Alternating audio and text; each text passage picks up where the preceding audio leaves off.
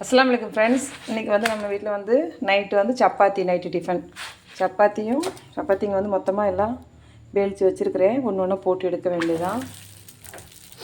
சப்பாத்திக்கு தொட்டுக்க என்னன்னு சொன்னால் சப்பாத்தியெல்லாம் சுட்டு எடுத்தாச்சு, இன்னும் கொஞ்சம் தான் இருக்குது.